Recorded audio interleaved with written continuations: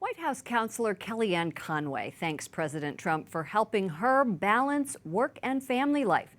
Here's more of my one-on-one interview with her yesterday.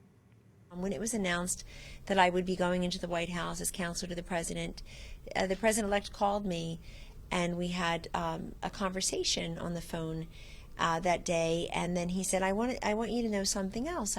He said, "I just had Barron here with me, and she was having some meetings, but his son was there as well, along with his wife, and he's just making the point to me that he is a family-friendly guy, and I know that because his family is the center of his universe as well.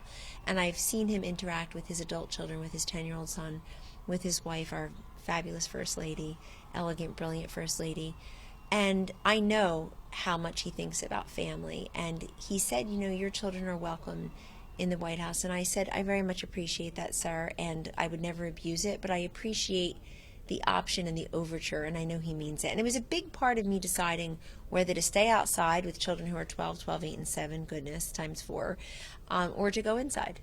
And I think inside and making it work for your family. I wanted to be a White House correspondent and got pregnant, couldn't do it. And I was a White House correspondent last year. Isn't it that women just have to do what they want to do, but also with the family first? Yes, family comes first, and whether you choose to have one or not to have one, the family will have to come first once you make that commitment. I think women put themselves last on the to-do list many times, and you have to make that decision. And as I like to say, Lauren, we have to be products of our choices, not victims of our circumstances. Children are a blessing, and to have a family is a blessing. The truest cliche in the world is that it goes so fast with kids. It truly does.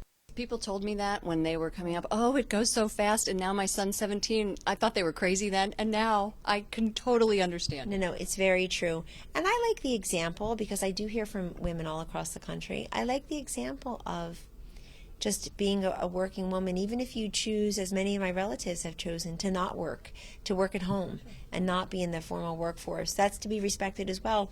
I like being an example for many women. I hear from them all across the country.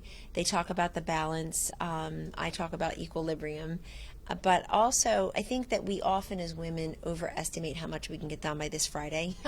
And we underestimate how much we can get done in the next 2 or 3 weeks. And I'm trying to find that balance as well, to be a little bit more deliberative and have perspective and patience, which is sometimes elusive to people who are in this business in this town. It's true. Easy does it is a phrase that I think more women need to adopt. And I have to say, for all that we all see how high energy, high impact Donald Trump is, certainly now as President Trump, but at the same time, I've come to really respect and try to emulate his ability to think through and strategize long term. He's been a transactional success. He's been a transactional guy, wildly successful businessman for decades. And part of that is him knowing when to make the deal, when to negotiate, when to wait, what data inputs to have, what consequences to weigh. And I really respect that, and I'm trying to learn from it, because it really is a great lesson for all.